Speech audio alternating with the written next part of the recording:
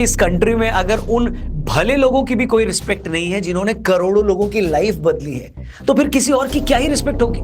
अगर इस देश में हम अपने उन गुरुओं और संतों की लगातार डिसरिस्पेक्ट करेंगे जिन्होंने दुनिया भर में भारत की इज्जत बढ़ाई है, तो फिर ये कंट्री और किसकी रिस्पेक्ट करेगी और किसका सम्मान करेगी।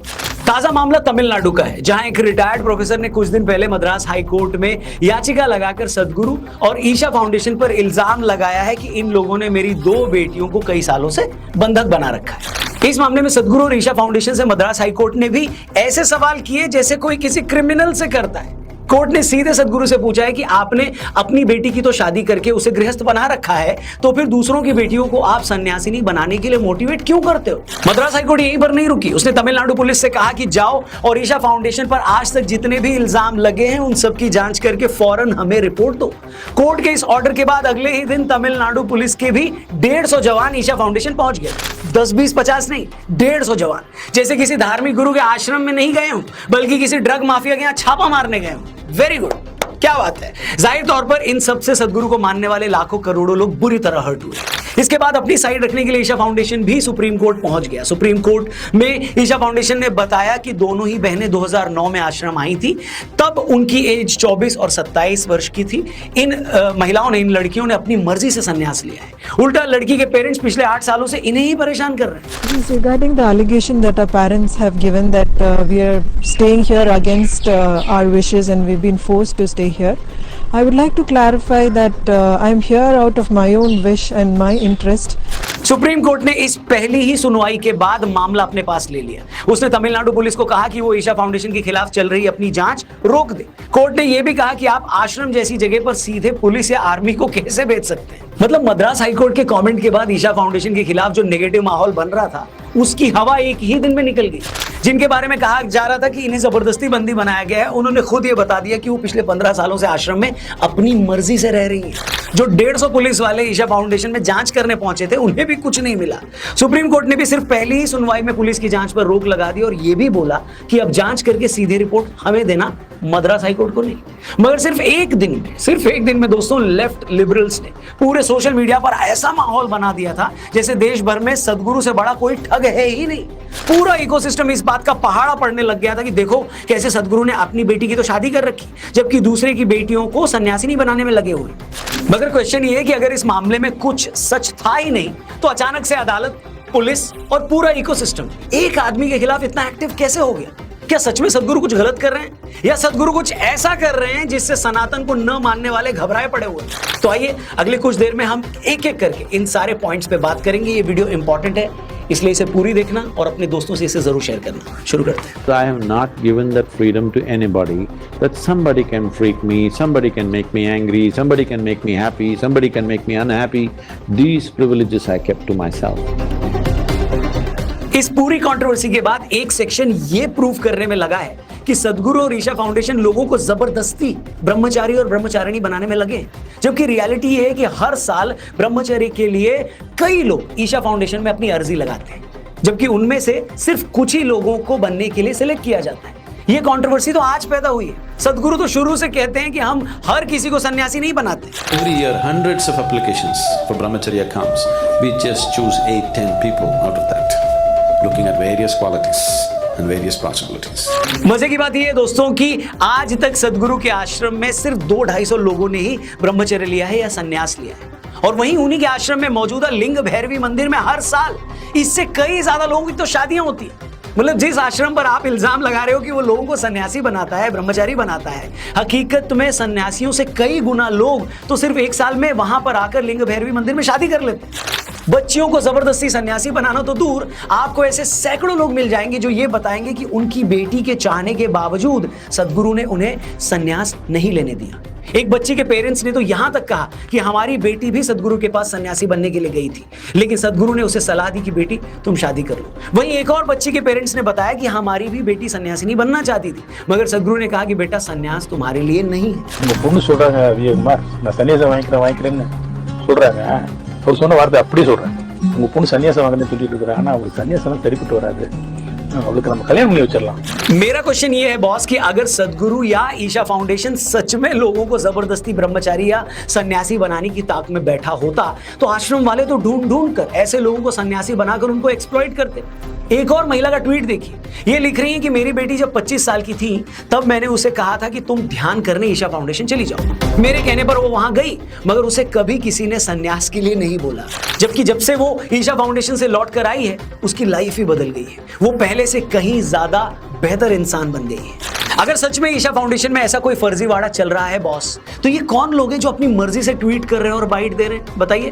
इनमें से कुछ बयान तो इस पूरे मैटर, इस पूरे विवाद से पहले के, मगर कुछ लोगों को ऐसे 1000 लोगों के बयान सुनाई नहीं देंगे जो ये कह रहे हैं कि ईशा फाउंडेशन में उनकी बच्चियों के साथ कोई ज्यादती नहीं हुई, किसी ने उन्हें संन्यास लेने के लिए नहीं उकसाया।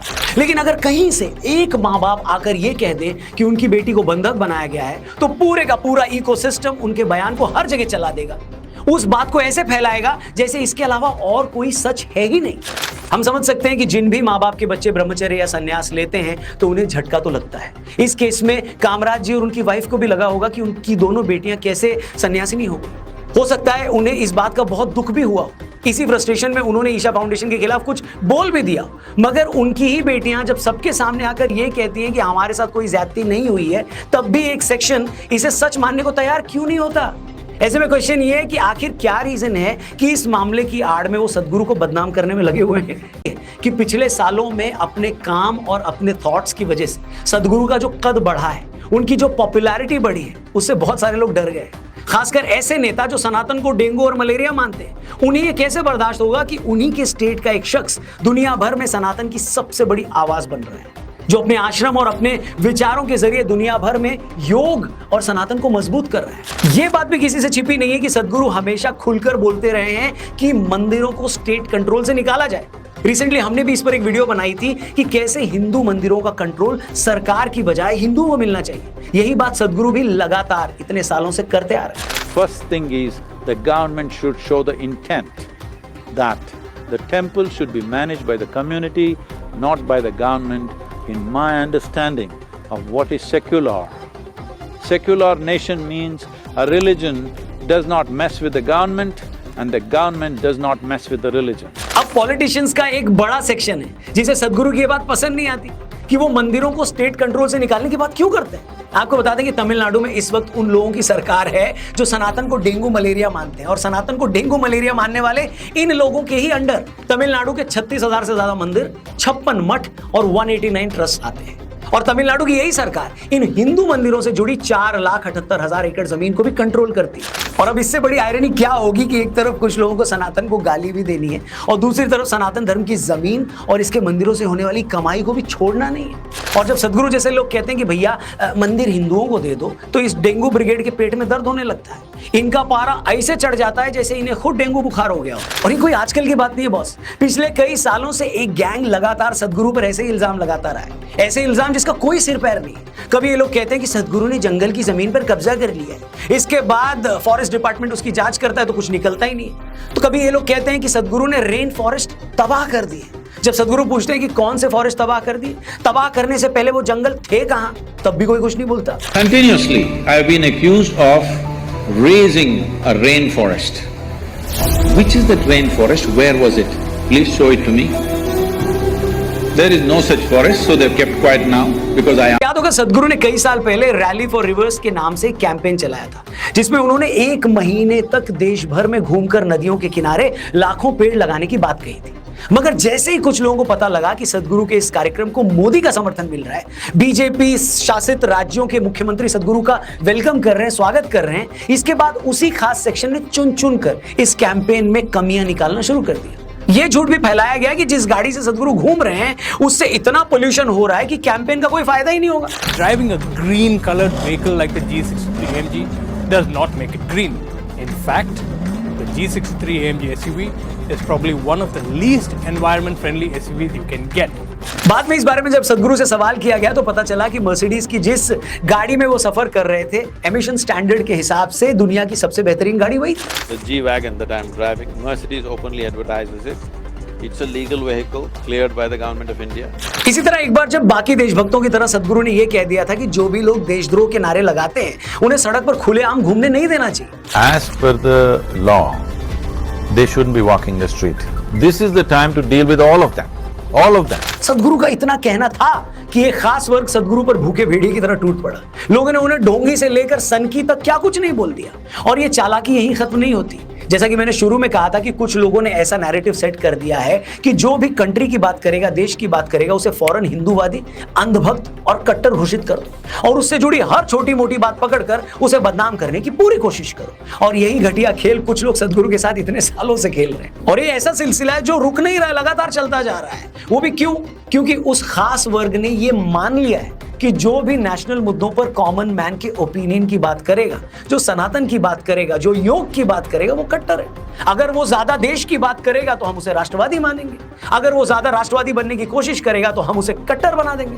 फिर चाहे आपने 35 सालों में योग के माध्यम से 20 करोड़ लोगों की जिंदगी ही क्यों ना बदली हो, फिर चाहे आपने नदी बचाने का दुनिया का सबसे बड़ा अभियान ही क्यों ना चलाया, फिर चाहे आपने एक दिन में 8.5 लाख पेड़ लगाकर वर्ल्ड रिकॉर्ड ही क्यों ना बनाया, फिर चाहे आपने अपने स्कूलों में हजारों बच्चों को फ्री में प्राइमरी एजुकेशन ही क्यों न दी हो, या फिर आपको यूएन से लेकर हार्वर्ड, आईआईटी से लेकर आईएम और गूगल से लेकर दुनिया की हर बड़ी जगह पर अपनी बात रखने के लिए ही क्यों न बुलाया जाता हो, मगर एक खास सेक्शन को इन सबसे कोई मतलब नहीं है। वो कभी किसी सन्यासिनी के पिता की बाइट को उछालकर सदगुरु को गुंडा बताने की कोशिश करेंगे, वो कभी किसी फर्जी जमीन की विवाद की बात को बोलकर सदगुरु को भूमाफिया बताएंगे, वो हिंदुत्व की बात करने पर या सनातन की बात करने पर या योग की बात करने पर सदगुरु को कट्टरवादी बताएंगे।